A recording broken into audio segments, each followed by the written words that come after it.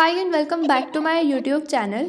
तो अपनी last video में हमने ऑलरेडी चैप्टर 7 को स्टार्ट किया था, जहाँ पर हमने परफेक्टली कॉम्पिटिटिव मार्केट प्लस हमने अपनी एफिशिएंसी को देखा था इनविजिबल हैंड को वर्क करते हुए, जहाँ पर हमने इंडिविजुअल बायर्स एंड सेलर्स को स्टडी करा था और हमने देखा था किस तरीके से हमारी मार्केट वर्क करती है, कहाँ पर हमारा सबसे ज़्यादा सोशल वेलफेयर होता है, सोशल सरप्लस होता है और कैसे हमारे सेल्फ इंटरेस्टेड इंडिविजुअल मैक्सिमाइज करते हैं हमारी टोटल वेलबींग को, हमारी टोटल वेलबींग हमारी सोसाइटी की। वहाँ पर हमने इंडिविजुअल्स की बात करी थी, इंडिविजुअल से हमने मार्केट को स्टडी करा था।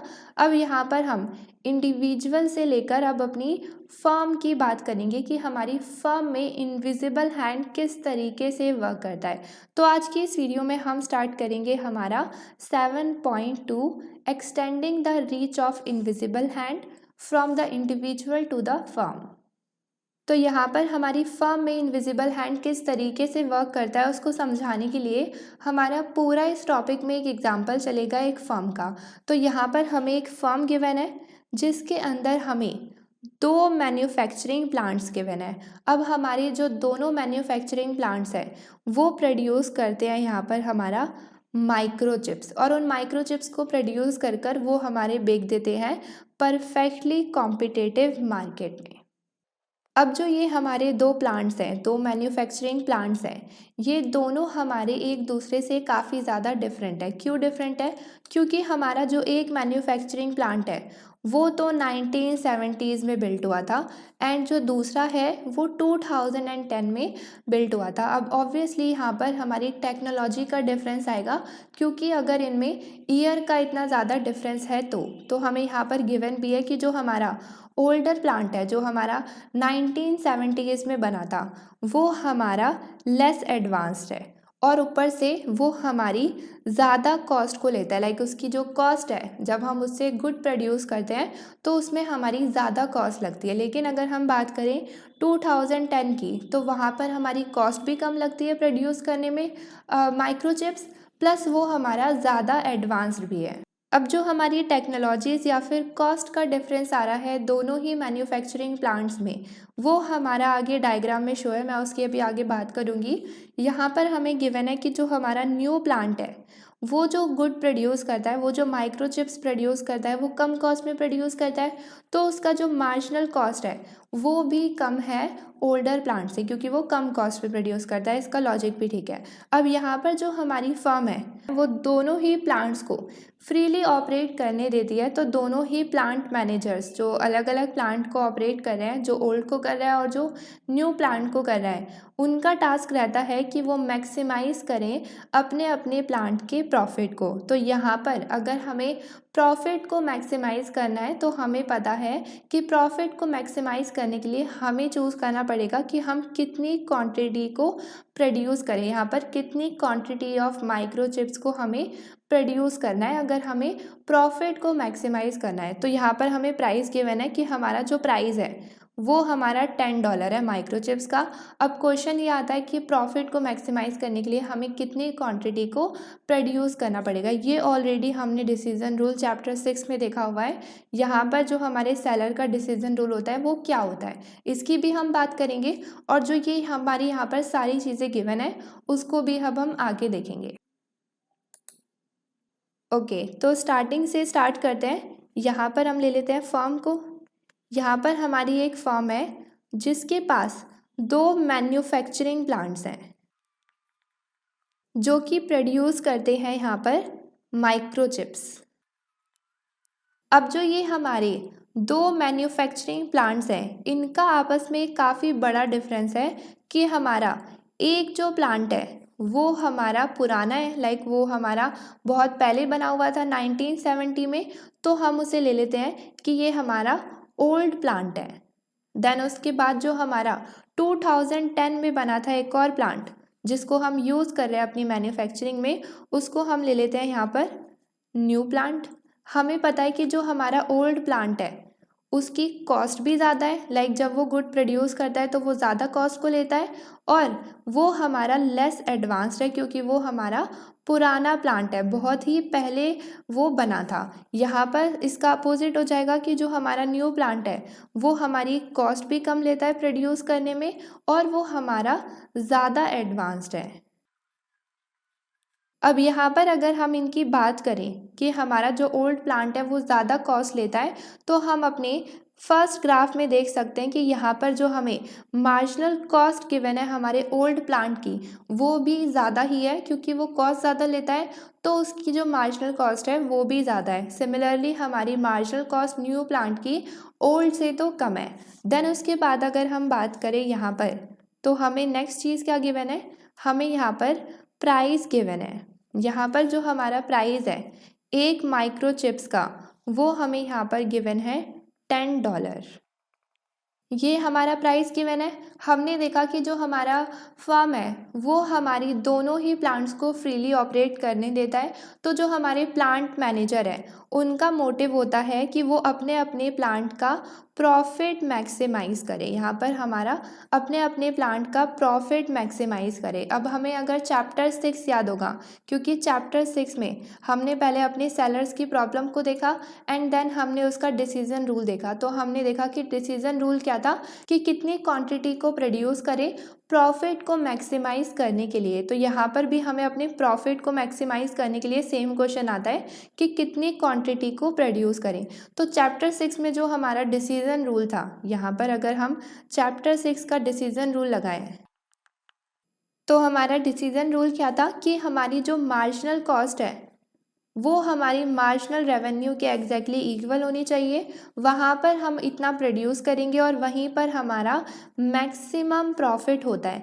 प्लस अगर हम बात करें बाकी कंडीशंस की, हमने देखा था कि जब हमारी मार्जिनल रेवेन्यू ज़्यादा होता है मार्जिनल कॉस्ट से, तो उस केस में हमें प्रॉफिट हो रहा होता है, हम प्रोड्यूस करते रहते हैं एंड देन अगेन जब ये सिचुएशन आ जाती है वहाँ पर हम स्टॉप हो जाते हैं क्योंकि वहाँ पर हमारा जो प्रॉफिट है वो मैक्सिमाइज हो जाता है। प्लस हमने ये भी पढ़ा था कि जब हमारी मार्जिनल रेवेन्यू कम होता है मार्जिनल कॉस्ट से, तो उस केस में हमें लॉस हो रहा होता है, और लॉस होने की वजह से उस केस में हम अपनी प्रोडक्शन को कम करते रहते हैं। प्रोडक्शन को कम करते रहते हैं, तब तक कम करते हैं जब तक ये सिचुएशन नहीं आ जाती जहाँ पर हमारा प्रॉफिट मैक्सिमाइज हुआ पड़ा है और यहाँ पर हम स्टॉप हो जाते हैं।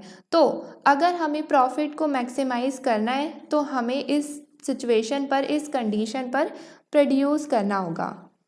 तो हमारे जो प्लांट मैनेजर हैं उन्होंने इस डिसीजन रूल को देखा और उन्हें समझ आया कि यहीं इस कंडीशन पर हमें अपना क्वांटिटी को प्रोड्यूस करना चाहिए अपने प्रॉफिट को मैक्सिमाइज करने के लिए। प्लस हमें पता है कि अगर हम शॉर्ट रन में हैं तो हमें डिसाइड करना पड़ता है कि हम प्रोड्यूस करें या फिर नहीं करें। हमारा जो शॉर्ट रन का शट डाउन वाला पीरियड होता है उसमें हमें डिसाइड करना पड़ता है कि हम प्रोड्यूस करें या फिर नहीं करें। तो हमें उसकी कंडीशन को भी दिमाग में रखना पड़ेगा कि हमारी शॉर्ट रन की, अगर हम प्रोडक्शन कर रहे हैं शॉर्ट रन में, तो उसकी कंडीशन क्या है, कब हम प्रोडक्शन को करते हैं, जब हमारा प्राइस हमारे AVC से ज़्यादा होता है, एवरेज वेरिएबल कॉस्ट से ज़्यादा होता है। क्योंकि यहाँ पर जो हमारा प्राइस है हमें पता है कि वो हमारे MR के इक्वल है। यहाँ पर जो हमारा ये प्राइस है ये हमारे MR के इक्वल है। हमारी परफेक्टली कॉम्पिटिटिव मार्केट में प्राइस MR के इक्वल होता है, और अगर हमें शॉर्ट रन में प्रोड्यूस करना है तो हमारी ये कंडीशन फुलफ़िल होनी चाहिए कि मेरा जो एडिशनल रेवेन्यू है वो एटलीस्ट इतना होना चाहिए कि जिससे मैं अपनी एवरेज वेरिएबल कॉस्ट को तो कवर कर पाऊँ। तो यहाँ पर हमारी दो चीज़ें आ गई। हमने देखा कि हमारे प्लांट मैनेजर ने देखा कि यहाँ पर हमें क्वांटिटी को प्रोड्यूस करना है, प्लस कब प्रोड्यूस करना है कि पता तो चले कि प्रोड्यूस करना है कि नहीं करना है। तो हमें नोटिस करना पड़ेगा कि मेरी जो मार्जिनल रेवेन्यू है या फिर जो मेरा प्राइस है वो ग्रेटर होना चाहिए AVC से। तो यहाँ पर हमें गिवन है कि ये चीज़ हम अज्यूम कर चल रहे हैं कि ये यहाँ पर होल्ड होती है, ट्रू है। ये यहाँ पर हमें ग्राफ में शो नहीं हो रहा, बट हमें बताया गया है कि ये चीज़ यहाँ पर हो रही है। प्लस, तो अब हमें जो क्वांटिटी प्रोड्यूस करनी है उसके लिए हमें बस ये कंडीशन देखनी है, जहाँ पर मेरा MRMC के इक्वल होगा वहाँ तक मैं प्रोड्यूस करूँगी अपनी क्वांटिटी को, और वहीं पर मेरा मैक्सिमम प्रॉफिट होगा, जो कि हमारे प्लांट मैनेजर चाहते ही हैं। तो अगर हम बात करें अपने ओल्ड प्लांट की, ये जो हमारा सेंटर वाला ग्राफ है, ये हमारे ओल्ड प्लांट की सारी चीज़ें गिवन है। यहाँ पर हम देख सकते हैं कि जो मेरा मार्जिनल रेवेन्यू है वो प्राइस के इक्वल है, और वो कब मेरी मार्जिनल कॉस्ट के एग्जैक्ट इक्वल है, इस पॉइंट पर। तो हम देख सकते हैं कि हमने इस पॉइंट तक ही अपनी प्रोडक्शन को करा है, इसके बाद तो हमने नहीं करा, क्योंकि हमें प्रॉफिट को मैक्सिमाइज करना है। अब अगर हम इस पूरी चीज़ों की बात करें, जो हमारा ये पूरा ग्राफ है, इसकी अगर हम सारी चीज़ों को नोटिस करें तो हम क्या क्या ऑब्जर्व कर रहे हैं, अब हम उसे देखेंगे। अच्छा, यहाँ पर थोड़ा स्पेस कम है तो मैं इन चीज़ों को थोड़ा सा इरेज कर रही हूँ। आई होप कि आपने ये सब चीज़ें अगर नोट करनी होंगी तो ऑलरेडी अभी तक कर ली होंगी। ओके, तो अगर हम बात करें यहाँ पर ओल्ड प्लांट की, तो हम देख सकते हैं कि जो मेरा प्राइस है वो क्या है, 10। और यहाँ पर मैं देख सकती हूँ कि मेरा जो प्राइस है वो MR के तो इक्वल है, बट इस केस में मेरा जो ATC है वो भी 10 ही है। यहाँ पर मेरा इस डायग्राम में जो ATC है वो भी इस पॉइंट पर, यहाँ पर जहाँ मैं प्रोड्यूस कर रही हूँ, वो भी यहाँ पर 10 ही है। अगर मैं बात करूँ कि मैं कितनी क्वांटिटी को प्रोड्यूस कर रही हूँ, तो वो है मेरी 20,000। मैं अपने ओल्ड प्लांट से 20,000 प्रोड्यूस कर रही हूँ। अगर हम बात करें यहाँ पर अपनी टोटल कॉस्ट की, तो हमारी टोटल कॉस्ट क्या है, कितनी कॉस्ट मुझे लग रही है इसको प्रोड्यूस करने में, तो हम डायरेक्टली यहाँ पर देख सकते हैं हमारी टोटल कॉस्ट का क्या फॉर्मूला होता था, average total cost multiply by हमारी क्वांटिटी। तो हमारे यहाँ पर एवरेज टोटल कॉस्ट गिवन है, हम यहाँ से अपनी टोटल कॉस्ट को कैलकुलेट कर सकते हैं। तो हमारी एवरेज टोटल कॉस्ट क्या है, 10 मल्टीप्लाई बाय यहाँ पर हमारी क्वांटिटी।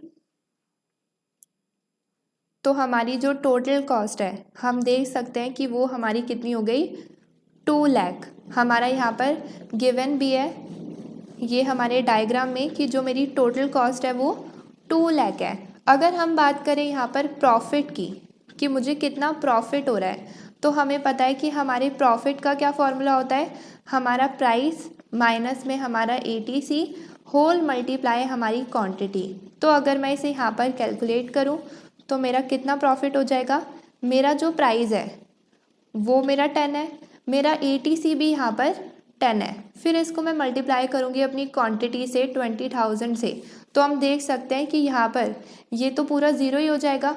तो इस केस में मुझे ज़ीरो इकोनॉमिक प्रॉफिट हो रहा है। तो हम यहाँ पर देख सकते हैं कि हमारी टोटल कॉस्ट कितनी लग रही है और हमें कितना इकोनॉमिक प्रॉफिट हो रहा है। फिर अगर हम बात करें अपने न्यू प्लांट की, तो हमारी ये सारी जो इन्फॉर्मेशन है वो न्यू प्लांट की गिवन है। तो यहाँ पर हम देख सकते हैं कि कितने पे हम प्रोड्यूस कर रहे हैं, जब मेरा मार्जिनल रेवेन्यू मार्जिनल कॉस्ट के एग्जैक्टली इक्वल है। कहाँ पर इक्वल है, इस पॉइंट पर इक्वल है। यहाँ पर जो मेरा प्रोडक्शन है, जो मेरी क्वांटिटी है जो मैं प्रोड्यूस कर रही हूँ, वो कितनी हो गई, 50,000। यहाँ पर अगर मैं बात करूँ ATC की, तो मेरा ATC जो है ना वो यहाँ पर प्राइस के इक्वल नहीं है, वो हमारा प्राइस से कम है। यहाँ पर हमारा जो ATC है वो 7.5 है। अगर हम यहाँ पर इसकी टोटल कॉस्ट को कैलकुलेट करें तो हमारा सेम फॉर्मूला आएगा ये। यहाँ पर मैं इसका सारा न्यू जो हमारा प्लांट है उसका सारा रेड में लिख रही हूँ। तो यहाँ पर हमारी जो टोटल कॉस्ट है वो कितनी हो जाएगी इस बार, 7.5 मल्टीप्लाई बाय हमारी जो क्वांटिटी हम प्रोड्यूस कर रहे हैं 50,000। तो अगर हम इसे यहाँ पर मल्टीप्लाई करेंगे तो हमारी जो टोटल कॉस्ट है वो कितनी आ जाएगी, 3,75,000, जो कि हमारे ग्राफ में भी यहाँ पर गिवन है हमारी कॉस्ट। अगर हम बात करें प्रॉफिट की, तो यहाँ पर अगर हम बात करें प्रॉफिट की, तो हम देख सकते हैं कि इस बार जो मेरा प्राइस है वो 10 है, लेकिन इस बार मेरा ATC 10 नहीं है, इस बार मेरा ATC 7.5 है। अगर हम इसे मल्टीप्लाई करते हैं अपनी क्वांटिटी से जो हम प्रोड्यूस कर रहे हैं 50,000 से, तो इस केस में मुझे प्रॉफिट भी हो रहा है। यहाँ पर जो मेरा प्रॉफिट है वो कितना है, 1,25,000। इस केस में मुझे पॉजिटिव इकोनॉमिक प्रॉफिट हो रहा है। यहाँ पर लिख देते हैं पॉजिटिव इकोनॉमिक प्रॉफिट हो रहा है। तो अगर हम बात करें अपने ओल्ड प्लांट की, तो हम देख रहे हैं कि यहाँ पर ये ज़ीरो इकोनॉमिक प्रॉफिट को अर्न कर रहा है। हमें पता है कि ज़ीरो इकोनॉमिक प्रॉफिट का मतलब ये नहीं होता है कि ज़ीरो प्रॉफिट है। ज़ीरो इकोनॉमिक प्रॉफिट में भी हम नॉर्मल प्रॉफिट को अर्न कर रहे होते हैं। ये मैंने चैप्टर 6 में डिटेल में रीज़न बताया कि इसका क्या मतलब होता है। अगर हम बात करें न्यू प्लांट की, तो वो तो हमें प्रोडक्शन में पॉजिटिव इकोनॉमिक प्रॉफिट दे रहा है, जो कि एक बहुत अच्छी बात है। तो हम इन सारी इन्फॉर्मेशन को, जो भी हमने इनकी कॉस्ट देखी, इनका प्रॉफिट देखा, ये सारी ही चीज़ें हम अपनी एनुअल शेयर होल्डर मीटिंग में लेकर गए और वहाँ पर हमने दोनों ही, हमारे प्लांट मैनेजर ने ये सारी रिपोर्ट, जो भी हमने इसमें नोटिस करा पूरे साल, पूरा स्टैटिस्टिक्स अपने न्यू सीईओ को प्रेजेंट करा कि हमारी कितनी कॉस्ट लग रही है, कितनी हमने प्रोडक्शन करी, कितना हमें प्रॉफिट हो रहा है। देन सीईओ ने उसका क्या करा, क्या उस पर रिएक्ट करा, तो उसे अब हम आगे देखते हैं।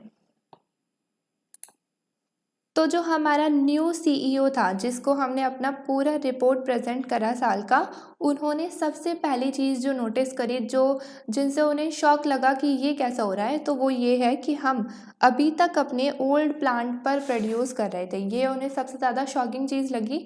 उन्होंने इसका रीज़न भी खुद से अज्यूम कर लिया कि हम इसलिए कर रहे हैं क्योंकि वहाँ पर हमारे ओल्ड बॉयज़ अभी भी वर्क करते हैं। तो लाइक ऐसा होता है ना कि जो वर्कर्स ऑलरेडी वर्क कर रहे हैं ओल्ड प्लांट में, हम उन्हें हटाना नहीं चाहते होंगे, क्योंकि अगर हम ओल्ड प्लांट को बंद कर देते हैं यूज़ करना, तो उस केस में क्या होगा, उन सब की जॉब चली जाएगी। न्यू टेक्नोलॉजी को तो वो सीख नहीं पाएंगे इतनी जल्दी, और हमारी न्यू टेक्नोलॉजी को जो ऑलरेडी यूज़ कर रहे हैं न्यू प्लांट को, उनको ही सारी प्रोडक्शन करनी पड़ेगी। तो यहाँ पर इन्होंने सबसे पहला क्या नोटिस करा कि वो ओल्ड प्लांट को अभी तक यूज़ कर रहे हैं, उससे भी प्रोड्यूस कर रहे हैं। प्लस उन्होंने उसका रीज़न खुद ही अज्यूम कर लिया, इसलिए नहीं उसको बंद करा होगा क्योंकि वहाँ पर हमारे ओल्ड बॉयज़ अभी भी वर्क करते हैं। फिर उन्होंने ऑलरेडी खुद ही ऐलान कर दिया आगे से कि हम इस ओल्ड प्लांट को अब यूज़ नहीं कर सकते, हमें इसको बंद करना पड़ेगा क्योंकि ये इनएफिशिएंट प्लांट है, और हम इसको इसलिए नहीं चला सकते क्योंकि इसमें हमारे जो फ्रेंड्स हैं वो वर्क करते हैं। तो बेसिकली जो न्यू सीईओ आए थे, उन्होंने ओल्ड मैन्युफैक्चरिंग प्लांट को बंद करवा दिया। प्लस उन्होंने बोला कि हमारा अब टाइम आ गया है कि हम मूव करें 21st सेंचुरी पर। दैट मीन्स कि जितनी भी प्रोडक्शन हम अपने ओल्ड प्लांट से कर रहे थे, हमने देखा था कि 20,000 हम क्वांटिटी को प्रोड्यूस कर रहे थे, उन्होंने बोला कि वो सारी हम इमीडिएटली शिफ्ट कर दें अपने न्यू प्लांट पर। मतलब कि जिस न्यू प्लांट से हम अपने 50,000 यहाँ पर प्रोड्यूस करे थे क्वांटिटी, अब उससे हम अपनी 20,000 भी प्रोड्यूस करें और ओल्ड प्लांट को यूज़ ना करें। इन टोटल हम अपने न्यू प्लांट से प्रोड्यूस करें 70 माइक्रोचिप्स। ये वो चाह रहे थे। उन्होंने बोला कि यहाँ पर अगर हमारी बेटर टेक्नोलॉजी होगी तो उससे हम और अच्छे से प्रोग्रेस कर पाएंगे, और ज़्यादा अच्छे से प्रोग्रेस कर पाएंगे तो ज़्यादा अच्छे से कमा पाएंगे, और ज़्यादा अच्छे से हम अपने शेयर होल्डर्स को बेटर ऑफ भी कर पाएंगे। फिर उसके बाद क्या हुआ, तो जो हमारे प्लांट मैनेजर्स थे, उन्होंने काफ़ी ट्राई करा कि वो सीईओ को एक्सप्लेन करें कि जो उनकी इकोनॉमिक रीजनिंग है उसमें एरर्स हैं, मतलब कि उसमें कुछ गलतियां हैं। क्या गलतियां हैं कि वो मार्जिन के बिहाफ पर नहीं सोच रहे हैं, मतलब कि उनको मार्जिन के बिहाफ पर डिसीजन को लेना चाहिए बट वो ले नहीं रहे हैं। इसको मैं आगे एक्सप्लेन करूँगी कि यहाँ पर इसका क्या मतलब है। बट जो हमारे सीईओ थे, उन्होंने प्लांट मैनेजर की बिल्कुल नहीं सुनी। उनको लग रहा था जो उन्होंने डिसीज़न लिया है वो काफ़ी ज़्यादा अच्छा डिसीज़न है। उनको लग रहा था कि जो उनकी इंट्यूशन है वो काफ़ी ज़्यादा सही है। तो जो हमारे न्यू प्लांट्स हैं, अब वो 70,000 प्रोड्यूस करने लगे माइक्रोचिप्स, और हमारा जो ओल्ड प्लांट है वो हमारे न्यू सीईओ ने कम्प्लीटली बंद करा दिया। अब फिर एक साल बाद, लाइक जब हमारा ये सारे डिसीजन हो गए, देन एक ईयर पास हुआ, तो जो हमारी next annual share holder meeting थी, उसमें जो हमारे प्लांट मैनेजर्स थे, उन्होंने अगेन अपनी रिपोर्ट्स एंड स्टैटिस्टिक्स को दिखाया सीईओ को। तो मैनेजर ने डिस्क्लोज करा कि जो हमारे मार्केट सप्लाई और डिमांड की जो कंडीशन है वो इस तरीके से है कि हमारे लास्ट ईयर से अभी तक जो हमारा प्राइस है माइक्रोचिप्स का वो $10 ही है, उसमें कोई भी चेंजेस नहीं आया। तो जो सीईओ है उसको लगा कि ये काफ़ी अच्छी न्यूज़ है और इसमें तो उन्हें और भी ज़्यादा फ़ायदा हो सकता है और उन्होंने जो भी डिसीज़न लिए हैं वो काफ़ी ज़्यादा अच्छे हैं। बट जब उन्हें बाकी रिपोर्ट्स पता चली कि लाइक रिज़ल्ट क्या हुआ, प्राइस में तो कोई भी चेंजेस नहीं आया, बट बाकी चीज़ों में क्या क्या कॉस्ट रही, क्या हमारा प्रॉफिट रहा, तो वो उसे देखकर बिल्कुल ही शॉक्ड और डिसअपॉइंट हो गए। वो वहाँ पर देख रहे हैं कि जो उनका ओवरऑल प्रॉफिट था वो लास्ट ईयर से काफ़ी ज़्यादा डिफरेंट था। यहाँ पर हमारी जो ओल्ड प्रोडक्शन थी, जहाँ पर हम ओल्ड और न्यू प्लांट दोनों को यूज़ कर रहे थे, वहाँ पर हमें इकोनॉमिक प्रॉफिट तो हो रहा था, ये हमने देखा था ऑलरेडी लास्ट स्लाइड में। जब उन्होंने ये डिसीज़न लिया और चीज़ों को चेंज करा और सिर्फ न्यू प्लांट से प्रोडक्शन करी 70,000 माइक्रोचिप्स की, तो उस केस में उन्हें प्रॉफिट तो बिल्कुल भी नहीं हुआ, उल्टा वहाँ पर उन्हें इकोनॉमिक लॉस हो गया। यहाँ पर हम देख सकते हैं कि हमें कितनी बड़ी फिगर में लॉस हुआ है। इवन इसमें अभी हमारी फिक्स्ड कॉस्ट तो हमने इंक्लूड ही नहीं करी है हमारे ओल्ड प्लांट की। तो यहाँ पर हम देख सकते हैं कितना ज़्यादा डिफरेंस है। पहले तो हम प्रॉफिट को अर्न कर रहे थे, अब हमारे को लॉस हो रहा है और वो भी कितना ज़्यादा लॉस हो रहा है। तो अब हम देखेंगे हमारे चेंजेस, जो हमारी इनिशियल सिचुएशन थी जो हम प्रोड्यूस कर रहे थे, एंड देन उसके बाद हमारी आफ्टर सिचुएशन जो हमारे CEO ने चेंजेस लाए और उसकी वजह से क्या क्या हमारी पूरी फर्म में चेंजेस आए। तो जो हमारा पैनल ए है वो हमारा इक्विलिब्रियम प्रोडक्शन स्केड्यूल को शो करता है, जहाँ पर हमारा MRMC के इक्वल था, जहाँ पर हम प्रोड्यूस कर रहे थे। ये सारी चीज़ें हमारी पुरानी हैं जो हमने ऑलरेडी अपनी स्लाइड्स में देख लिया है। यहाँ पर ये हमारी ओल्ड प्रोडक्शन हो रही थी, ओल्ड प्लांट से जो प्रोडक्शन हो रही थी, और ये हमारी जो न्यू प्लांट से प्रोडक्शन हो रही थी। अब हम यहाँ पर स्टडी करेंगे हमारे न्यू प्रोडक्शन स्केड्यूल को कि जो हमारे चेंजेस आए उससे किस तरीके से हमारे रिज़ल्ट और रिपोर्ट चेंज हुई। तो यहाँ पर हम देख सकते हैं कि जो मेरा न्यू प्लांट है, यहाँ पर न्यू प्लांट है वो ये है। अगर हम बात करें ओल्ड प्लांट की, तो यहाँ पर हमें कोई भी चीज़ें गिवन ही नहीं है, क्योंकि यहाँ पर जब हमारा न्यू स्केड्यूल न्यू CEO ने आकर चेंजेस करे तो उन्होंने बोल दिया कि ओल्ड प्लांट से तो हम कोई प्रोडक्शन ही नहीं करेंगे। तो यहाँ पे कोई प्रोडक्शन नहीं करे तो यहाँ पर कोई चीज़ ही हो ही नहीं रही है, तो इसे तो हम कुछ कंसीडर नहीं करें। अगर हम बात करें न्यू प्लांट की तो उसे हम यहाँ पर देखते हैं। अब तो यहाँ पर तो हमारी कोई भी प्रोडक्शन नहीं हो रही है। अगर हम बात करें यहाँ पर, तो हम क्या चीज़ नोटिस कर रहे हैं कि ये तो हमारा प्राइस था, है ना, प्राइस में कोई चेंजेस नहीं आया। उसके बाद हम देख सकते हैं कि जब हमारा प्राइस MC के इक्वल है, मतलब कि जब हमारा MRMC के इक्वल है, जहाँ पर हम पहले प्रोड्यूस कर रहे थे, तो वो थी हमारी ये क्वांटिटी। यहाँ पर हम प्रोड्यूस कर रहे थे अपने 50,000 यूनिट्स को। अब यहाँ पर हमारी 20,000 और उन्होंने खुद से एक्सटेंड कर दी, कोई लॉजिक नहीं लगाया, मार्जिन के बेसिस पर नहीं सोचा। यहाँ पर प्रोडक्शन 20,000 से और यहाँ पर इंक्रीज़ कर दी। प्रोडक्शन को इंक्रीज़ करते हुए हम देख सकते हैं कि जो मेरा मार्जिनल कॉस्ट है वो यहाँ तक तो प्राइस के इक्वल थी, इससे पहले नीचे थी। इसके बाद जब हमने अपनी प्रोडक्शन में चेंजेस लाए तो हमारी मार्जिनल कॉस्ट जो है वो इंक्रीज़ हो गई। यहाँ पर हम देख सकते हैं कि हमारी मार्जिनल कॉस्ट जो है वो इंक्रीज़ हो गई।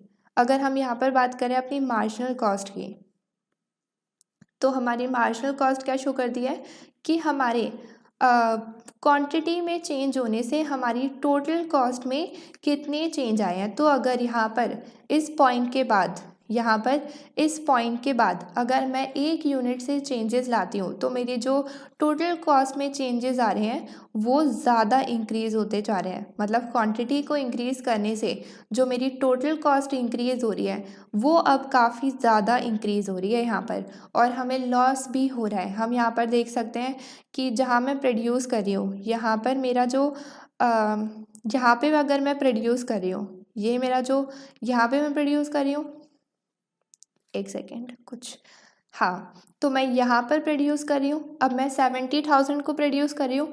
मैं यहाँ पर देख सकती हूँ कि मेरी जो एवरेज टोटल कॉस्ट है वो यहाँ पर है, और वो कितनी है यहाँ पर गई। यहाँ पर हमें जो वैल्यू गिवन है वो क्या है, 22.50। ये हमारा यहाँ पर बुक में ATC ऑलरेडी गिवन है। हम देख सकते हैं कि अगर मैं यहाँ पर अपना प्रॉफिट कैलकुलेट करती हूँ तो प्रॉफिट हमारा क्या होता है, price minus ATC multiply by हमारी क्वांटिटी। तो यहाँ पर मेरा जो प्राइस है वो 10 है, और ATC मेरा उससे भी ज़्यादा है, यहाँ पर 22.50 हो गया, मल्टीप्लाई बाय हमारी जो क्वांटिटी 70,000। तो यहाँ पर मैं देख सकती हूँ कि मेरा जो लॉस है, क्योंकि यहाँ पर तो ऑलरेडी नेगेटिव में वैल्यू आएगी कि अगर मेरा यहाँ पर प्राइस ज़्यादा है प्राइस कम है मेरे ATC से, तो उस केस में हमें पता है कि हमारा इकोनॉमिक लॉस होता है, यहाँ पर इकोनॉमिक लॉस होता है, नेगेटिव इकोनॉमिक प्रॉफिट होता है, यहाँ पर हमें इकोनॉमिक लॉस होता है। तो अगर हम यहाँ पर प्रॉफिट को कैलकुलेट करें तो वो कितना हो जाएगा हमारा -875,000, मतलब कि 8,75,000 का हमें यहाँ पर लॉस हो रहा है। और हमें यहाँ पर गिवन भी है कि ये हमारे यहाँ पर लॉसेस हो गए। अगर हम कॉस्ट की बात करें तो वही सेम फॉर्मूला है कि हमारी एवरेज टोटल कॉस्ट को हम अपनी क्वांटिटी से मल्टीप्लाई कर देंगे तो ये हमारी यहाँ पर कॉस्ट आ जाएगी। ओके, तो अब अगर हम यहाँ पर नोटिस करें कि हमने क्या नोटिस करा, तो पहला तो ये है कि हमें नेगेटिव इकोनॉमिक प्रॉफिट हो रहा है, यहाँ पर नेगेटिव इकोनॉमिक प्रॉफिट हो रहा है, या फिर हम बोल सकते हैं कि यहाँ पर हमें इकोनॉमिक लॉसेज हो रहे हैं। दूसरी चीज़ अगर हम नोटिस करें तो हम देख सकते हैं कि जो हमारी मैक्सिमम प्रॉफिट वाली कंडीशन थी वो क्या थी कि जो मेरा प्राइस है वो मेरी मार्जिनल कॉस्ट के इक्वल होना चाहिए, या फिर हम बोल सकते हैं कि प्राइस की जगह कि मेरी जो मार्जिनल रेवेन्यू है वो मेरी मार्जिनल कॉस्ट के एग्जैक्टली इक्वल होना चाहिए। तब हमारी उस क्वांटिटी पर हम प्रोड्यूस करते हैं और हमें मैक्सिमम प्रॉफिट होता है।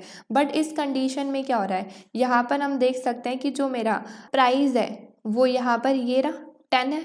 अगर मैं बात करूँ मार्जिनल कॉस्ट की, तो अगर मैं इसे यहाँ पर प्रोड्यूस कर रही हूँ तो मैं इसे यहाँ पर टच कर देती हूँ। यहाँ पर जो मेरी मार्जिनल कॉस्ट है वो मेरी 30 है उल्टा। तो इस केस में मैं देख सकती हूँ कि इस केस में मेरी जो मार्जिनल कॉस्ट है वो ज़्यादा है मेरे प्राइस, या फिर मैं बोल दूँ कि मेरे मार्जिनल रेवेन्यू से। इस केस में हमें ऑलरेडी पता है, हमने चैप्टर 6 में पढ़ा है कि हमें लॉसेस होते हैं। अगर ऐसी सिचुएशन आती है तो उस केस में हमें अपनी प्रोडक्शन को, क्वांटिटी को कम करना पड़ता है। तब तक कम करना पड़ता है जब तक हमारा MR वापस से MC के इक्वल ना हो जाए। तो हमने पहली चीज़ नोटिस करी कि यहाँ पर हमें नेगेटिव इकोनॉमिक प्रॉफिट हो रहा है। दूसरा हमने देखा कि हम यहाँ से भी देख सकते हैं कि अगर ये कंडीशन है तो हमें लॉसेस ही होते हैं। नाउ अब अगर हम वापस से बात करें CEO की, जब हमने उन्हें ये पूरा स्टैटिस्टिक्स, ये पूरा रिजल्ट हमारा शो किया तो वो काफ़ी ज़्यादा डिसअपॉइंट हो गए और उन्हें बहुत ज़्यादा बुरा लगा इस बात का कि उनकी वजह से उन्हें लॉस हुआ। क्योंकि पहले तो हमें यहाँ पर प्रॉफिट हो रहा था, इकोनॉमिक प्रॉफिट हो रहा था, जो कि एक बहुत बड़ी बात है। यहाँ पर हमें उल्टा इकोनॉमिक लॉस हो गया, वो भी काफ़ी ज़्यादा। तो यहाँ पर वो इस चीज़ को देखकर काफ़ी ज़्यादा डिसअपॉइंट हुए कि उनकी वजह से ऐसा हुआ, और उन्हें समझ नहीं आया कि ऐसा क्यों हुआ है। तो फिर जो हमारे प्लांट मैनेजर हैं उन्होंने बताया कि उन्होंने मार्जिन के बेसिस पर यहाँ पर नहीं सोचा था। मार्जिन के बेसिस का क्या मतलब होता है, अगर हम बात कर रहे हैं मार्जिन की बेसिस पर तो हम देख सकते हैं कि यहाँ पर हम मार्जिनल रेवेन्यू और मार्जिनल कॉस्ट को, मतलब कि हमारी एडिशनल बेनिफिट कितने हुए और हमें एडिशनल कॉस्ट कितनी लगी, उसको कंपेयर कर कर हम अपना डिसीजन लेते हैं। मार्जिन का अगर हम बात करते हैं मार्जिन की, या हम बात करते हैं मार्जिनल की, तो हम दोनों में किस चीज़ की बात कर रहे हैं कि हमें एडिशनल क्या हुआ। यहाँ पर अगर हम बात कर रहे हैं मार्जिन की, तो मार्जिन मतलब एडिशनल, या फिर हम बोल सकते हैं एक्स्ट्रा। तो अगर मार्जिन की बात करते हैं तो मार्जिन हमारी क्या शो कर रही है कि अगर लेट सपोज यहाँ पर अगर हम इस पॉइंट की बात करें तो हमारा जो ये पॉइंट है, अगर मैं इस पॉइंट की बात कर रही हूँ तो इस पॉइंट पे मार्जिन मैं किस तरीके से सोचूंगी कि अगर मैं एक क्वांटिटी को और इंक्रीज़ करती हूँ, जैसे कि यहाँ पर तो मैं 50,000 प्रोड्यूस कर रही हूँ, है ना। अगर मैं 50,001 प्रोड्यूस करती हूँ, लाइक एक क्वांटिटी को और इंक्रीज़ करती हूँ, तो उस केस में मैं मार्जिन के बिहाफ पर सोचूंगी। मार्जिन क्या होता है कि मुझे एडिशनल या मुझे एक्स्ट्रा क्या हो रहा है, मतलब कि यहाँ पर मैं कंपेयर करूँगी कि अगर मैं एक और एक्स्ट्रा यूनिट प्रोड्यूस करती हूँ तो उसकी मार्जिनल रेवेन्यू क्या होगा, मतलब कि उससे मुझे एडिशनल रेवेन्यू कितना हो रहा है उसको प्रोड्यूस करके, और मेरी मार्जिनल कॉस्ट क्या लग रही है। इन दोनों को मैं कंपेयर करूँगी और फिर मैं अपना डिसीज़न लूँगी। यहाँ पर मैं देख सकती हूँ कि एक और अगर मैं अपना यूनिट इंक्रीज़ करती हूँ, क्वांटिटी इंक्रीज़ करती हूँ तो जो मेरा मार्जिनल कॉस्ट है वो मेरा इंक्रीज़ हो जाएगा। इंक्रीज़ इतना हो जाएगा कि वो मेरी मार्जिनल रेवेन्यू से ज़्यादा हो जाएगा, क्योंकि मार्जिनल रेवेन्यू मेरा यहाँ पे क्या है, प्राइस जो कि फ़िक्स है। और हमारा हमने देखा था कि जो मेरा प्राइस है वो मार्जिनल कॉस्ट से कब इक्वल हो गया था, उस ब्लैक पॉइंट पर। उसके आगे अगर मैं 1 यूनिट और प्रोड्यूस करती हूँ यहाँ पर, तो मेरी जो मार्जिनल कॉस्ट है वो थोड़ी सी और इंक्रीज़ हो जाएगी। फिर और प्रोड्यूस करती रहूँगी और जब मैं यहाँ पर 70,000 प्रोड्यूस कर दूंगी तो मेरी मार्जिनल कॉस्ट जो है वो काफ़ी ज़्यादा इंक्रीज़ हो जाएगी मेरे मार्जिनल रेवेन्यू से। तो यहाँ पर जब हम बात करते हैं कि मैंने मार्जिन के बिहाफ पर कुछ डिसाइड करना है, तो मैं देखती हूँ कि अगर मैं कुछ एक एक्स्ट्रा ऐड कर रही हूँ या कुछ एक एक्स्ट्रा कम कर रही हूँ, कम ज़्यादा एक्स्ट्रा कर रही हूँ एक एक यूनिट, तो उस केस में हम देखते हैं कि मुझे एक एक्स्ट्रा ज़्यादा करने से या एक एक्स्ट्रा कम करने से मेरा मार्जिनल रेवेन्यू क्या है और मेरी मार्जिनल कॉस्ट क्या है। मतलब कि मुझे एक एक्स्ट्रा करने से एडिशनल रेवेन्यू कितने हो रहे हैं, एक एक्स्ट्रा करने से एडिशनल कॉस्ट कितनी हो रही है, उन दोनों को कंपेयर करती हूँ। अगर एडिशनल रेवेन्यू ज़्यादा होते हैं तो ऑब्वियसली मुझे आगे प्रोसीड करना चाहिए, लेकिन एडिशनल कॉस्ट ज़्यादा होती है तो उस केस में मुझे प्रोसीड नहीं करना चाहिए। जहाँ पर ये दोनों इक्वल हैं वो तो हमारी प्रॉफिट मैक्सिमाइज वाली सिचुएशन ऑलरेडी होती ही है। तो हमारे जो प्लांट मैनेजर हैं उन्होंने यही सेम चीज़ अपने सीईओ को समझाई कि आपने मार्जिन के बिहाफ पर डिसाइड करा ही नहीं, मार्जिन के बिहाफ पर यहाँ पर डिसाइड नहीं करा और इसीलिए हमें यहाँ पर काफ़ी ज़्यादा लॉसेस बियर करने पड़े। अगर हम इस सेम चीज़ को जो हमारे प्लांट मैनेजर ने एक्सप्लेन करा उसे अगर हम उनके डायग्राम के थ्रू समझाएं तो उसे हम एक बार आगे देखते हैं। यहाँ पर हमें 2 पैनल्स गिवन है, हमारा एक ओल्ड प्लांट का है और एक हमारा बी जो है वो न्यू प्लांट का है। हमारी मार्जिनल कॉस्ट गिवन है, हमने देखा था कि जो मेरी मार्जिनल कॉस्ट है वो मेरी न्यू प्लांट की कम है as compare to old plant, क्योंकि जो मेरा न्यू प्लांट है वो कम कॉस्ट लेता है प्रोड्यूस करने में गुड्स, क्योंकि उसकी टेक्नोलॉजी जो है वो काफ़ी ज़्यादा एडवांस्ड है। सिंपल है। फिर हमने देखा कि हम प्रोडक्शन कहाँ पे कर रहे थे, जहाँ पर मेरी मार्जिनल कॉस्ट मेरे मार्जिनल रेवेन्यू मतलब मेरे प्राइस की इक्वल थी यहाँ पर और या फिर यहाँ पर, ये दोनों प्लांट्स का हो गया था। हमने देखा था यहाँ पर हमारी जो ओवरऑल प्रोडक्शन है, यहाँ पर मैं लिख देती हूँ, यहाँ पर जो हमारी ओवरऑल प्रोडक्शन है मतलब कि जितना हम प्रोड्यूस कर सकते हैं वो हमारा मैक्सिमम हो गया था, क्योंकि यहाँ पर हमारी जो मार्जिनल कॉस्ट है वो मार्जिनल रेवेन्यू के इक्वल हो गई थी, या फिर हम बोल देते हैं प्राइस के इक्वल हो गई थी। अगर हम इससे ज़्यादा अब और प्रोड्यूस करते हैं जैसे कि हमारे सीईओ की वजह से हुआ, तो उस केस में क्या हुआ कि मेरी जो मार्जिनल कॉस्ट है वो ज़्यादा हो गई प्राइस से। अब इस केस में क्या हुआ, प्राइस से अगर वो ज़्यादा हो गई तो उसकी जो कॉस्ट है मार्जिनल कॉस्ट वो भी इंक्रीज़ हो गई। एडिशनल यहाँ पर हम देख सकते हैं कि जब उसने क्वांटिटी चेंज करी, जो क्वांटिटी इंक्रीज़ करी उसकी वजह से जो हमारी टोटल कॉस्ट में चेंजेस आए तो वही हमारी मार्जिनल कॉस्ट शो करती है, वो हमारी इसके बाद इंक्रीज़ होने लगी और उसकी वजह से क्या हुआ, हमें लॉसेस हुए। तो हम क्या देख रहे हैं इससे कि अगर हमारी ये कंडीशन आ जाती है यहाँ पर, अगर हमारी ओवरऑल प्रोडक्शन मैक्सिमम हो गई, जब हमारी ये कंडीशन आ गई जहाँ पर हमारी प्रॉफिट मैक्सिमाइज वाली सिचुएशन है, तो उस केस में हमें और आगे फर्दर प्रोड्यूस और आगे शिफ्ट नहीं होना चाहिए और आगे फर्दर प्रोड्यूस नहीं करना चाहिए। अगर हम इसके आगे और प्रोड्यूस करते हैं तो हमने ऑलरेडी इसका रिज़ल्ट देख लिया कि क्या होता है। अगर हम बात करें यहाँ पर, लेट सपोज़ कि अगर हम इस पे प्रोड्यूस नहीं कर रहे थे, तो अगर हम न्यू प्लांट पे प्रोड्यूस कर रहे थे तो उस पर हो क्या रहा था बेसिकली कि यहाँ पर जो मेरी मार्जिनल कॉस्ट है वो 70,000 पर 30 हो गई थी। यहाँ पर मेरी जो मार्जिनल कॉस्ट है वो 70,000 पर, एक सेकेंड, वो यहाँ पर 70,000 पर 30 हो गई थी, लेकिन हमारा जो प्राइस है वो इतना था, काफ़ी ज़्यादा हो गई थी मेरी मार्जिनल कॉस्ट मेरे प्राइस से। अब इस केस में जब लॉस होता है, हमने ये ऑलरेडी चैप्टर 6 में पढ़ा हुआ है कि जब ऐसी सिचुएशन आती है तो उस केस में क्या करना पड़ता है, हमें अपनी क्वांटिटी को कम करना पड़ता है। तब तक कम करना पड़ता है जब तक वापस से हमारी मार्जिनल कॉस्ट मेरे मार्जिनल रेवेन्यू की इक्वल ना हो जाए। तो यहाँ पर हमारी जो एरोज़ है वो सेम चीज़ को शो कर रही है कि मुझे मेरी क्वांटिटी को कम करना पड़ेगा। कब तक कम करना पड़ेगा, जब तक मेरी ओवरऑल जो प्रोडक्शन है वो मैक्सिमम वाला पॉइंट ना जाए, जहाँ पर मेरा मैक्सिमम प्रॉफिट वाला पॉइंट ना जाए, जहाँ पर मेरा MRMC के इक्वल ना आ जाए, तब तक हमें अपनी प्रोडक्शन को कम करना पड़ेगा हमारे इस पॉइंट तक। अब यहाँ पर जो हम अपनी प्रोडक्शन को कम कर रहे हैं, ये जो हमने अपनी प्रोडक्शन को इतना कम करा है, इस प्रोडक्शन को कम करने के लिए हम अपनी प्रोडक्शन को इंक्रीज़ भी तो करना पड़ेगा। तो हम अपनी सारी प्रोडक्शन को, ये जो हमने इतनी प्रोडक्शन करी है, अपनी 20,000 और एक्स्ट्रा करे हैं, इसको वापस से हम अपनी ओल्ड मशीन से प्रोड्यूस कर देंगे, क्योंकि वहाँ पर हमें कोई लॉस नहीं हो रहा है। हमारी जो मार्जिनल कॉस्ट है वो बिल्कुल एग्जैक्टली प्राइस के इक्वल है 20,000 पर। तो जब हम इसे या वापस से शिफ्ट कर देंगे, लॉसेस के बाद वापस से न्यू मशीनरी को ओल्ड पर शिफ्ट कर देंगे कुछ प्रोडक्शन को, तो उस केस में जो ये यहाँ पर हमारी कॉस्ट लगी थी एक्स्ट्रा, तो वो हमारी जो कॉस्ट है वो वापस से कम हो जाएगी बाय $20। और उससे क्या होगा, हमारा जो प्रॉफिट है वो वापस से इंक्रीज़ हो जाएगा बाय $20। तो ये सारी चीज़ें, हमारे जितनी भी चीज़ें अभी हमने देखी, ये सारी चीज़ें प्लांट मैनेजर ने हमारे सीईओ को एक्सप्लेन करी कि क्यों हमें लॉसेज हुए और क्यों हमें अपनी ओल्ड प्लांट को यूज़ करना बंद नहीं करना चाहिए था।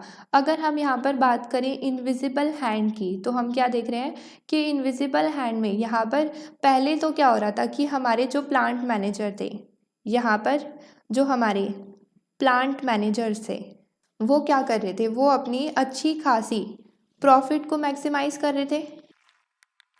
प्रॉफिट को मैक्सिमाइज़ कर रहे थे, तो उन्होंने देखा कि जब वो प्रॉफिट को मैक्सिमाइज़ कर रहे थे, अपने फ़ायदे के बारे में देख रहे थे, तो तब भी उनका अच्छा खासा प्रॉफिट हो रहा था, प्लस उनकी जो कॉस्ट है वो भी कम लग रही थी उस टाइम पर। तो जब यहाँ पर हम देख सकते हैं कि जब हमारे सेलर्स, यहाँ पर हमारे प्लांट मैनेजर अपने ओन इंटरेस्ट के बारे में देख रहे थे, प्रॉफिट को मैक्सिमाइज़ कर रहे थे, तो ओवरऑल पूरी फर्म का भी वेलबींग हो रहा था, पूरी फर्म अच्छा खासा प्रॉफिट कमा रही थी और कॉस्ट भी उसकी कम लग रही थी। यहाँ पर तो उसकी कॉस्ट ऑफ प्रोडक्शन इतनी ज़्यादा इंक्रीज़ हो गई थी। तो यहाँ पर हम देख सकते हैं कि बिना किसी इंटरफेरेंस से जब वो अपनी तरीके से, अपने हिसाब से, अपने ओन इंटरेस्ट के हिसाब से काम कर रहे थे, अच्छा खासा प्रॉफिट हो रहा था और कॉस्ट भी कम लग रही थी। लेकिन हमारे सीईओ के इंटरफेरेंस ने सारी चीज़ों को ख़राब कर दिया। यहाँ से हम ओवरऑल क्या समझ रहे हैं कि अगर हमें इनविजिबल हैंड को अच्छे से वर्क करना है, तो हमारे जो यहाँ पर जो प्लांट मैनेजर्स हैं उनको फ्रीली वर्क करने दो। उन्हें किसी भी सीईओ की ज़रूरत नहीं है, गाइडेंस की ज़रूरत नहीं है, किसी भी यहाँ पर इकोनॉमिक प्लानर की ज़रूरत नहीं है। अगर हमारी प्लांट मैनेजर्स को अच्छे से पता है कि किस तरीके से उन्हें अपने ओन इंटरेस्ट को अचीव करना है, तो वहाँ पर उन्हें किसी और की ज़रूरत नहीं है। अगर वो बिना किसी के इंटरफेरेंस से फ्रीली वर्क करते हैं, तो वो ओवरऑल फार्म का वेलबींग करेंगे, वो भी काफ़ी अच्छे से मैक्सिमाइज़ करके। तो वो जब भी अपने ओन इंटरेस्ट के हिसाब से काम करेंगे फ्रीली, तो वो हमारी पूरी फर्म का भी वेलबींग करेंगे। और वेलबींग का यहाँ पर बेसिकली क्या मतलब है, तो हम सिंपली देख सकते हैं कि हमारा प्रॉफिट ज़्यादा हो रहा था, प्लस हमारी कॉस्ट भी कम लग रही थी। दूसरी इम्पॉर्टेंट चीज़, जो सबसे इम्पॉर्टेंट चीज़ है यहाँ पर, वो ये है कि यहाँ पर हम एफिशिएंटली एलोकेट कर रहे थे अपने प्रोडक्शन गुड्स को। तो यहाँ पर जो हमारा इनविजिबल हैंड है वो हमारी एफिशिएंटली एलोकेट भी करता है प्रोडक्शन गुड्स को। ये हमने अपनी थर्ड चीज़ यहाँ पर नोटिस करी है। ये सारी ही ऑब्जर्वेशन हमारी यहाँ पर भी गिवन है। तो यहाँ पर सेम चीज़ गिवन है कि जो हमारे दोनों प्लांट मैनेजर थे, उन्होंने अपने अपने प्लांट का प्रॉफिट मैक्सिमाइज़ करना चाहा, और प्रॉफिट मैक्सिमाइज़ करने के लिए उन्होंने कब प्रोड्यूस करा, जब हमारा एमआरएमसी के इक्वल था। तो इससे हमने क्या नोटिस करा, क्या अचीव करा, जो उन्होंने एक्सपेक्ट भी नहीं करा था, वो था कि हमने अपनी टोटल कॉस्ट को मिनिमाइज़ करा। वहाँ पर जब हमारा मार्जिनल कॉस्ट ओल्ड प्लांट का इक्वल था हमारे मार्जिनल कॉस्ट न्यू प्लांट के, वो हमारी नेसेसरी कंडीशन थी टोटल कॉस्ट को मिनिमाइज़ करने की। यहाँ पर हम देख सकते हैं जो हमारे न्यू प्लांट और ओल्ड प्लांट का मार्जिनल कॉस्ट है वो हमारा इस पॉइंट पर एग्जैक्टली इक्वल है। यहाँ पर हमारी टोटल कॉस्ट ऑफ प्रोडक्शन ही मिनिमाइज़ हो रही है। अगर हम आगे बात करें, तो आगे हमारे प्लांट मैनेजर ने प्रॉफिट भी मैक्सिमाइज़ करा। दोनों प्लांट को कंबाइनली यूज़ कर कर प्रॉफिट भी मैक्सिमाइज़ करा। इससे हम क्या देख रहे हैं कि हमारा जो सोशल गुड है वो भी हो रहा है। सोशल गुड क्या हो रहा है कि हम प्रोड्यूस कर पा रहे हैं अपने गुड्स को least amount of scar resources से। ऑलरेडी अगर हम बात करें अपने सीईओ की, तो जो हमारा सीईओ था उसने जो भी एम करा वो फेल ही हुआ। जो भी उन्होंने डिसीज़न लिया वो बिल्कुल बकवास था, उससे हमें काफ़ी ज़्यादा लॉस हुआ। तो हम देख सकते हैं कि हमारी परफेक्टली कॉम्पिटिटिव मार्केट एफिशिएंटली तभी ऑपरेट होती है, तभी वर्क करती है जब हमें सेंट्रल प्लानर्स की कोई ज़रूरत नहीं होती है। तो हमें सेंट्रल प्लानर्स नहीं चाहिए सोसाइटी के बेटरमेंट के लिए। अगर हमें सोसाइटी का बेटरमेंट चाहिए, अगर ये हमारा गोल है, तो उस केस में हमें अपनी कॉम्पिटिटिव मार्केट को फ्रीली ऑपरेट करना पड़ता है, जहाँ पर हमारे जो प्लांट मैनेजर है या फिर जहाँ पर हमारे इंडिविजुअल हैं वो अपने ओन इंटरेस्ट के बारे में देखें, जिससे हमारी ओवरऑल इकनॉमी एफिशिएंटली वर्क करे। देन अगर हम बात करें सेकंड डिस्टिंक्ट फंक्शन की अपने इक्विलिब्रियम प्राइस की, तो वो हमें गिवन है कि हम एफिशिएंटली एलोकेट कर पा रहे थे अपनी प्रोडक्शन ऑफ गुड को इंडस्ट्री के अंदर। क्यों? क्योंकि हम वहीं तक प्रोड्यूस कर रहे थे जहाँ तक हमारी मार्जिनल कॉस्ट प्राइस के एग्जैक्टली इक्वल है। यहाँ पर अगर हम ग्राफ में देखें तो हम सिर्फ यहीं तक प्रोड्यूस कर रहे थे जब तक मेरी मार्जिनल कॉस्ट मेरे मार्जिनल प्राइस के एग्जैक्टली इक्वल है। यहाँ पर हम अपनी रिसोर्सेज का एफिशिएंटली यूज़ कर रहे थे। तो ये था हमारा 7.2। यहाँ पर हमने इंडिविजुअल टू फर्म देखा। अब हम अपनी 7.3 में देखेंगे फर्म टू इंडस्ट्रीज़। अब हम बात करेंगे अपनी इंडस्ट्रीज़ की कि हमारी इंडस्ट्रीज़ कैसे एलोकेट करती है अपनी रिसोर्सेज को। तो हमने इससे पहले वाले टॉपिक में जब इनविजिबल हैंड की बात करी, तो वहाँ पर हमने क्या देखा था कि हम विद इन द इंडस्ट्री अपने एलोकेट कैसे करते हैं रिसोर्सेज को। कब एलोकेट करते हैं, कैसे एलोकेट करते हैं? जब हमारा प्राइस इक्वल हो जाता है हमारी मार्जिनल कॉस्ट के, तब तक ही हम प्रोड्यूस करते हैं और वहाँ पर हमारे जो रिसोर्सेज हैं वो अच्छे से एलोकेट करते हैं, जहाँ पर हम मैक्सिमम प्रॉफिट को अर्न कर रहे होते हैं, जो कि हमारे प्लांट मैनेजर का हमने देखा कि उनका वो मोटिव था। अब अगर हम यहाँ पर बात करें सारी ही इंडस्ट्रीज़ की, यहाँ पर तो हमने एक इंडस्ट्रीज़ की बात करी कि यहाँ पर एक इंडस्ट्री एक firm with in the industry हमारे रिसोर्सेज कैसे एलोकेट होते हैं। लेकिन अगर हम बात करें कि हमारी सारी इंडस्ट्रीज़ में किस तरीके से रिसोर्सेज एलोकेट होते हैं, तो अब हम इस टॉपिक को यहाँ पर देखेंगे। ये अगेन हमारा चैप्टर 6 से काफ़ी ज़्यादा लिंक्ड है, क्योंकि अगर हम सारी ही इंडस्ट्रीज़ की बात करें यहाँ पर, तो अब हम यहाँ पर एंट्री और एग्ज़िट को देखेंगे, जिससे हम देखेंगे कि किस तरीके से हमारे जो रिसोर्सेज हैं वो एलोकेट करते हैं। यहाँ पर अगेन हम स्टार्ट करेंगे हमारे एक एग्ज़ाम्पल से, जहाँ पर हमारी जो परफेक्टली कॉम्पिटिटिव मार्केट है वो डिलीवरी करती है पेपर प्रोडक्ट्स की फॉर पब्लिशिंग हाउसेस, जो कि उसमें हमारे जो सेलर्स हैं वो सारे आइडेंटिकल हैं और वो इकोनॉमिक प्रॉफिट अर्न कर रहे हैं, पॉजिटिव इकोनॉमिक प्रॉफिट अर्न कर रहे हैं शॉर्ट रन में। यहाँ पर अगर हम डायग्राम की बात करें तो हमारा जो भी ये पार्ट है, यहाँ पर हम पॉजिटिव इकोनॉमिक प्रॉफिट को अर्न कर रहे हैं। हम देख सकते हैं कि अगर हम यहाँ पर प्रॉफिट की बात कर रहे हैं, अगर हम यहाँ पर प्रॉफिट की बात कर रहे हैं, तो हमारा प्रॉफिट कैसे कैलकुलेट होता है? हमारा price minus ATC multiply by हमारी क्वांटिटी। तो हम देख सकते हैं कि जो मेरा प्राइस है वो यहाँ पर हमें ऑलरेडी गिवन है कि वो हमें ये रहा हमारा प्राइस। हमारा जो प्राइस है वो ये रहा। इस प्राइस पर अगर मैं क्वांटिटी को प्रोड्यूस कर रही हूँ यहाँ पर, तो मैं देख सकती हूँ कि जो मेरा ATC है वो काफ़ी ज़्यादा कम है। तो यहाँ पर मेरा जो ये पोर्शन हो जाएगा पूरा, वो प्रॉफिट हो जाएगा। अब अगर हम बात करें कि हमारा शॉर्ट रन में इकोनॉमिक प्रॉफिट हो रहा है, यहाँ पर अगर हमारा इकोनॉमिक प्रॉफिट अर्न कर रही है इंडस्ट्रीज़, तो उस केस में क्या होता है? तो ये ऑलरेडी हमने अपनी चैप्टर 6 में पढ़ा है कि अगर हमें इकोनॉमिक प्रॉफिट होता है पॉजिटिव, तो उस केस में क्या होता है? हमें पता है यहाँ पर अगर हम रिवाइज करें एक बार सारी चीज़ों को, तो हमें पता है कि अगर ये सिचुएशन है जिसमें मेरा प्राइस ज़्यादा है मेरी ATC से, क्योंकि यहाँ पे मेरा प्राइस ATC से ज़्यादा है, तो ऐसी सिचुएशन आती है, तो उस केस में हमें पॉजिटिव इकोनॉमिक प्रॉफिट होता है। मैंने इसे शॉर्ट में लिख दिया। जब ये सिचुएशन होती है तो उस केस में क्या होता है? हमारी बाकी इंडस्ट्रीज़, बाकी फर्म्स भी मार्केट में इंडस्ट्री के अंदर एंटर करने लगती हैं।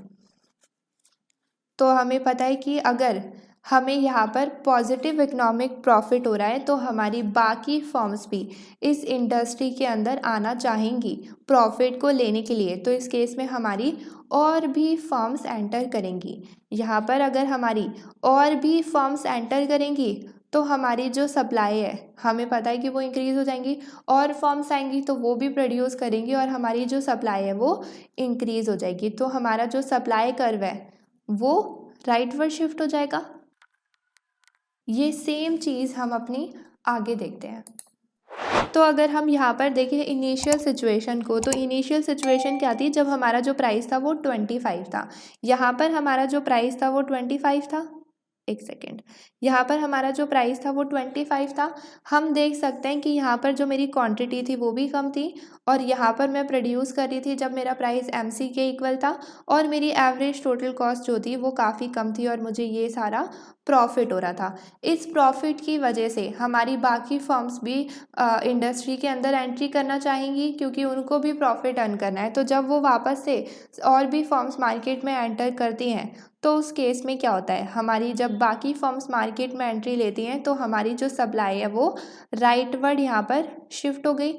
जैसे ही सप्लाई शिफ्ट हुई तो जो हमारा न्यू इंटरसेक्टिंग पॉइंट है, अब वो ये पॉइंट है, यहाँ पर हमारा न्यू इक्विलिब्रियम पॉइंट है। इस पर जो हमारा प्राइस है वो 12 हो गया। यहाँ पर हम देख सकते हैं कि जब प्राइस 12 हुआ तो इस केस में यहाँ पर इंटरसेक्ट कर रहा है MC के प्राइस, हमारे MC के यहाँ पर इंटरसेक्ट कर रहा है, और इस केस में जो मेरा प्राइस है वो एग्जैक्टली इक्वल है ATC के भी, जहाँ पर मेरा ज़ीरो इकोनॉमिक प्रॉफिट हो गया। यहाँ पर मैं लिख देती हूँ इन सब चीज़ों को। जब मैंने अपनी सप्लाई को इंक्रीज़ करा तो उस केस में क्या हुआ, मेरा जो प्राइस है वो कम हो गया। प्राइस के कम होने से, तो पहले वाली सिचुएशन अगर हम ऊपर लिखें तो पहले मेरा जो प्राइस था, जब कोई भी सिचुएशन नहीं थी, तब मेरा प्राइस ATC के ज़्यादा था, जहाँ पर मुझे पॉजिटिव इकोनॉमिक प्रॉफिट हो रहा था, जहाँ पे मैंने इसको EP लिख दिया। तो यहाँ पर मुझे पॉजिटिव इकोनॉमिक प्रॉफिट हो रहा था। पॉजिटिव इकोनॉमिक प्रॉफिट की वजह से हमारी सप्लाई जो है वो इंक्रीज़ हो गई, क्योंकि न्यू फर्म्स मार्केट में एंटर हो गई, जिसकी वजह से हमारा प्राइस जो है वो काफ़ी ज़्यादा कम हो गया। इतना कम हो गया कि यहाँ पर हमारा प्राइस ATC के एग्जैक्टली इक्वल हो गया। इस केस में जब हमारी ये सिचुएशन आती है तो हमें पता है कि यहाँ पर हमें ज़ीरो इकोनॉमिक प्रॉफिट होता है। यहाँ पर मैं लिख देती हूँ ज़ीरो इकोनॉमिक प्रॉफिट होता है। इस सिचुएशन का क्या मतलब है कि अब यहाँ पर ना तो कोई एंट्री होगी ना तो कोई एग्ज़िट होगी, यहाँ पर अब हमारा ज़ीरो इकोनॉमिक प्रॉफिट हो गया। तो अगर हम बात करें अब आगे, तो यहाँ पर अगर हमारा ज़ीरो इकोनॉमिक प्रॉफिट हो गया और प्राइस ATC के इक्वल है, तो हमने एक और चीज़ पढ़ी थी कि यहाँ पर अगर प्राइस ATC के इक्वल हो जाता है तो उस केस में हमारा जो ATC है वो मिनिमम हो जाता है। जब हमारा ATC मिनिमम हो जाता है और ज़ीरो इकोनॉमिक प्रॉफिट हो जाता है तो अगेन नो एंट्री और एग्ज़िट, कोई भी एंट्री और एग्ज़िट नहीं लेती तब फर्म हमारी। तो ये सब चीज़ें हमने ऑलरेडी अपनी चैप्टर 6 में पढ़ी है। जब हमारा प्राइस इससे ज़्यादा था तो हमारी फर्म्स ने एंट्री लेनी स्टार्ट कर दी। कब तक एंट्री लेते रहे, जब तक हमारा प्राइस ATC के एग्जैक्टली इक्वल नहीं हो गया, जब हमारा ATC मिनिमम हो गया। तो जैसे ही मेरा प्राइस ATC के इक्वल हुआ तो उस केस में हमारी जो एंट्री है वो भी रुक गई, क्योंकि हमारा ज़ीरो इकोनॉमिक प्रॉफिट हो गया। ज़ीरो इकोनॉमिक प्रॉफिट हो गया दैट मीन्स कि अब फर्म के पास कोई और रीज़न नहीं है एंटर करने के लिए मार्केट में, क्योंकि मार्केट में कोई भी और एक्स्ट्रा प्रॉफिट अब नहीं बचा है।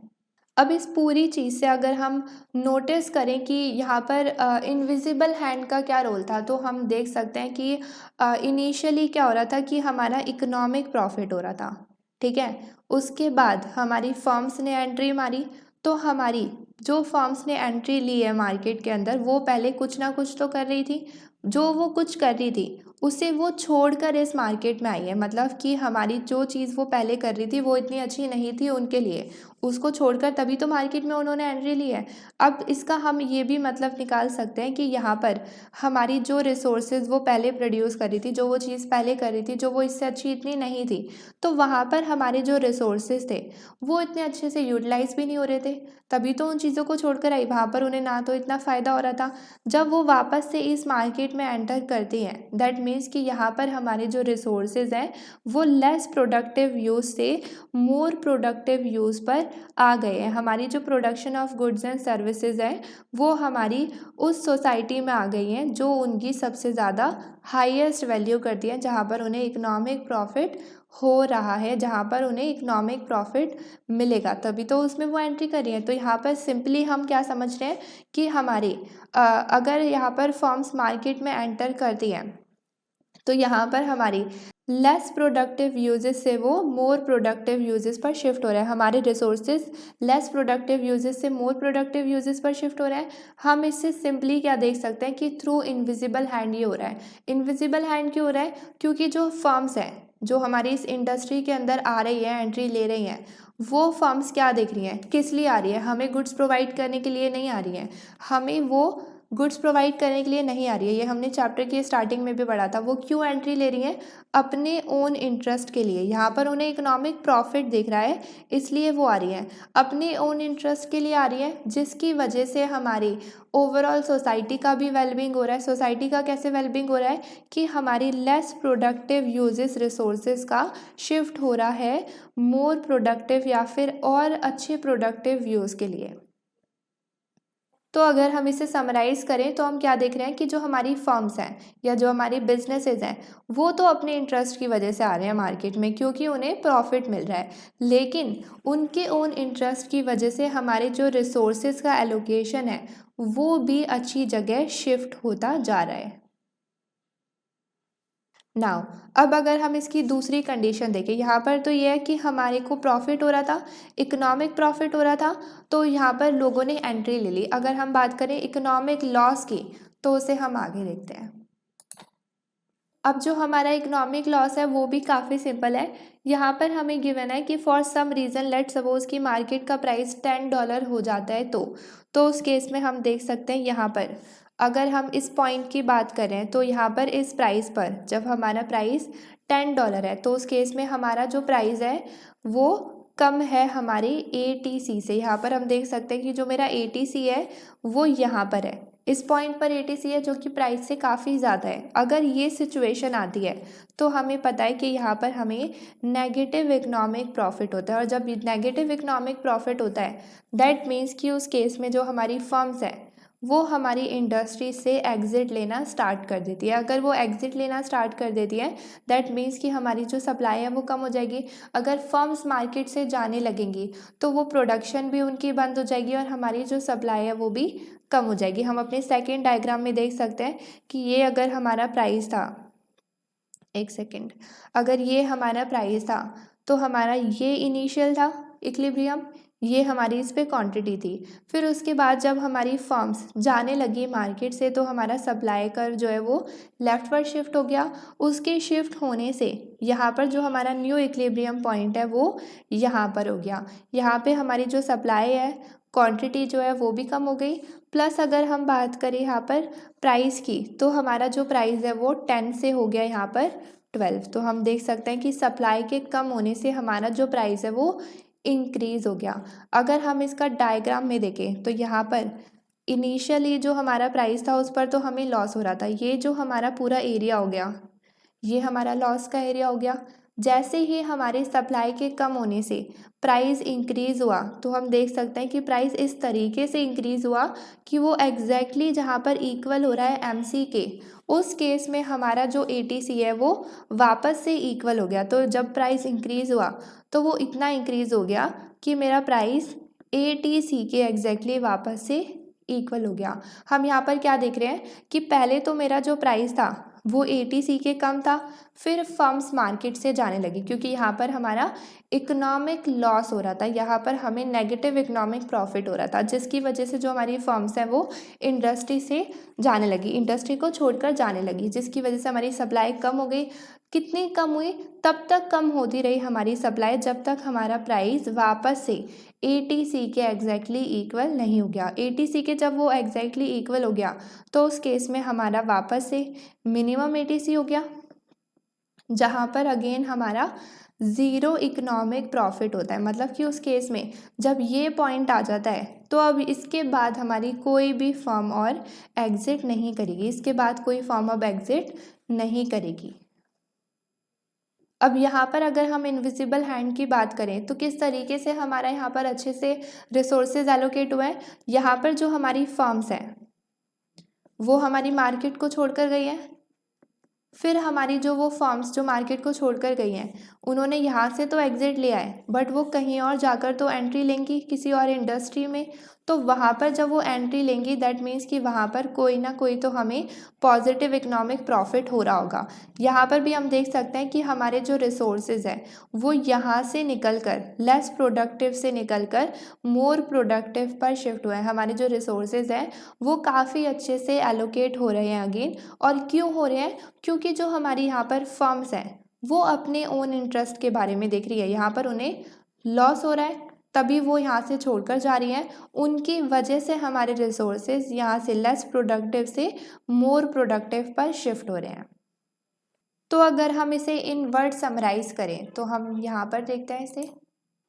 यहाँ पर हमें गिवन है कि जो हमारी इनविजिबल हैंड की पावर है वो इन दोनों चीज़ों से भी बियॉन्ड है। किन दोनों से? जैसे हमने इंडिविजुअल्स को देखा ट्रेडिंग करते हुए मार्केट में 7.1 पे, या फिर अगर हम बात करें अपने प्लांट मैनेजर्स वाले एग्जांपल की जो हमने 7.2 में देखा। यहाँ पर तो हमने इंडिविजुअल्स की बात करी और यहाँ पर हमने इतने छोटे स्केल में एक फर्म की बात करी, बट इस टॉपिक में 7.3 में हमने इससे और भी बड़े लेवल पर देखा। हम देख सकते हैं कि हमारे इनविजिबल हैंड में कितनी ज़्यादा पावर है कि हमारी यहाँ पर क्या हो रहा था कि हमारी जो प्रॉफिट सीकिंग एंटरप्रेन्योर्स थे वो शिफ्ट कर रहे थे अपने रिसोर्सेज को अनप्रॉफिटेबल इंडस्ट्री से प्रॉफिटेबल वन पर, मतलब कि जहाँ पर उन्हें प्रॉफिट नहीं हो रहा था वहाँ से वो शिफ्ट कर रहे थे प्रॉफिट वाले इंडस्ट्रीज़ में, और अपने रिसोर्सेज को भी साथ में शिफ्ट कर रहे थे।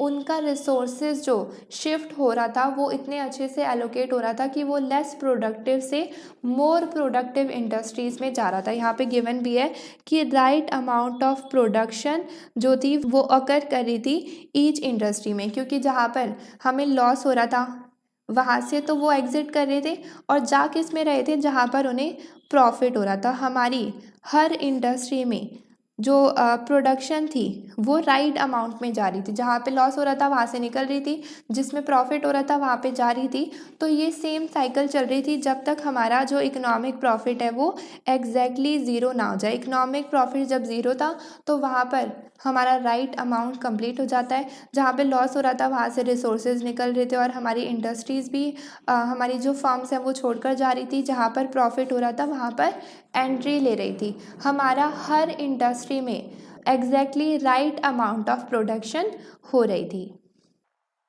देन हमें गिवन है कि जो हमारी शिफ्टिंग ऑफ रिसोर्सेज है वो हमारे दो इम्पॉर्टेंट आउटकम को शो करती है। पहला क्या है कि हमारी जो परफेक्टली कॉम्पिटिटिव इक्विलिब्रियम है उसकी प्रोडक्शन कब ऑकर होती है, कितनी प्रोडक्शन होती है उनकी, जब हमारा मिनिमम ATC होता है, मतलब कि जब हमारा प्राइस ATC के एग्जैक्टली इक्वल हो जाता है उस केस में हमारा राइट अमाउंट ऑफ प्रोडक्शन होता है। क्योंकि उस केस में हमारी जो इंडस्ट्री है ना तो वो एंट्री लेती है ना एग्जिट लेती है, उसके रिसोर्सेज वहीं पर बिल्कुल एफिशिएंटली अच्छे से वर्क कर रहे होते हैं। और अगर हमें यहाँ पर गिवन भी है कि अगर हमारा प्राइस जो है वो हमारी कॉस्ट ऑफ प्रोडक्शन को कम्प्लीटली कवर नहीं कर पाता, मतलब कि जब हमारा प्राइस ATC के कम होता है तो वहाँ से हमारी जो फर्म है वो हमारी लीव कर देती है इंडस्ट्रीज़ को और उन इंडस्ट्रीज़ में चली जाती है जहाँ पर उनका जो प्राइस है वो कवर कर पाए उनकी कॉस्ट को, मतलब कि जहाँ पर उन्हें प्रॉफिट हो रहा होता है। अगेन जो हमारी टोटल वैल्यू है प्रोडक्शन की वो हमारी मैक्सिमाइज़ कर रही होती है हमारी इक्विलिब्रियम पर, जहाँ पर हमारा प्राइस मिनिमम ATC के एग्जैक्टली इक्वल होता है। दूसरे अगर हम आउटकम की बात करें तो यहाँ पर जो हमारा मार्केट प्राइस है वो एज एन इंसेंटिव वर्क करता है हमारे सेलर्स के लिए। हमारे सेलर को वो प्रमोट करता है कि वो अपनी सोसाइटी के लिए ग्रेटेस्ट गुड को, जो हमारे लिमिटेड गुड्स हैं, उनको मूव करे हाईएस्ट पॉसिबल यूज़ पर। जैसे कि हमने लो प्रोडक्टिव से वो मोर प्रोडक्टिव पर जब शिफ्ट होते हैं तो यहाँ पर उसका सेम वही रेफरेंस दिया हुआ है। और वो कब करते हैं? जब वो खुद सोलो इंडिविजुअली मैक्सिमाइज़ करते हैं अपने खुद के प्रॉफिट को, जब वो खुद के ओन इंटरेस्ट के बारे में देखते हैं तभी हमारी सोसाइटी के जो ग्रेटेस्ट गुड है वो हाईएस्ट पॉसिबली यूज़ हो पाते हैं। फिर अगेन अगर हम बात करें इक्विलिब्रियम प्राइस के थर्ड डिस्टिंक्ट फंक्शन की, तो वो क्या शो कर रहा है कि जो भी हमारे लिमिटेड रिसोर्सेज का एलोकेशन हो रहा है इंडस्ट्रीज़ के अंदर, वो एक ऑप्टिमल मैनर में हो रहा है। मतलब कि हम यहाँ पर देख सकते हैं कि जो मेरा प्राइस है वो ATC और MC के इक्वल होता है, वो हमारा इक्विलिब्रियम इंडस्ट्रीज़ का कंडीशन है। और ये कब होता है? जब हमारा ATC कर्व जब मिनिमम पॉइंट पर होता है। हम देख सकते हैं कि हमारी अगर इंडस्ट्री के अंदर एंट्री और एग्ज़िट लेती है फर्म, तो ये काफ़ी अच्छा साइन है। इससे क्या पता चलता है कि हमारी जो मार्केट है वो अच्छे से वर्क कर पा रही है, रिसोर्सेज अच्छे से एलोकेट कर पा रहे हैं। जहाँ पर अच्छे से यूज़ नहीं हो पा रहे वहाँ से शिफ्ट होकर जहाँ पर ज़्यादा अच्छे से यूज़ हो सकते हैं वहाँ पर शिफ्ट हो रहे हैं। लेकिन अगर किसी मार्केट में कोई भी एंट्री और एग्ज़िट नहीं हो रही, तो उस केस में हमें चिंता करने की ज़रूरत है। दैट मीन्स कि वो हमारा साइन होता है कि वहाँ पर हमारी जो मार्केट है वो अच्छे से फंक्शन नहीं कर रही है। इस केस में जो हमारे इकोनॉमिक प्रॉफिट और लॉसेस हैं वो अच्छे से अपने पर्पस को कवर नहीं कर पा रहे। जैसे कि प्रॉफिट में तो हमारी और इंडस्ट्रीज़ एंट्री नहीं कर रही, तो ऑब्वियसली ये एक अच्छा साइन नहीं है एक मार्केट के लिए। और अगर लॉस में कोई अंदर की फर्म एग्ज़िट नहीं करती है, तो अगेन ये एक अच्छा साइन नहीं है मार्केट के लिए। तो अगर कोई भी एंट्री और एग्ज़िट नहीं हो रही है, दैट मीन्स कि ये हमारा साइन होता है कि हमारी जो मार्केट है, इंडस्ट्री है, वो अच्छे से वर्क नहीं कर रही है। बट अगर एंट्री और एग्ज़िट फर्म्स की चलती रहती है इंडस्ट्री के अंदर, तो ये हमारा एक काफ़ी अच्छा साइन है कि हमारी मार्केट काफ़ी अच्छे से वर्क कर रही है। तो यहाँ पर हमारा 7.2 एंड 7.3 कम्प्लीटली कवर होता है। इसके आगे के टॉपिक्स को मैं अपनी नेक्स्ट वीडियो में कवर करूँगी। आई होप कि आज की वीडियो में आपको सब कुछ अच्छे से समझ आया होगा। अगर आपको कोई भी डाउट है तो आप नीचे कमेंट सेशन में अपना डाउट कमेंट कर सकते हैं। अगर आपको मेरी वीडियो पसंद आई है तो इसे लाइक, शेयर एंड सब्सक्राइब ज़रूर करें। मिलते हैं हम अब अपनी नेक्स्ट वीडियो में, तब तक के लिए बाय बाय।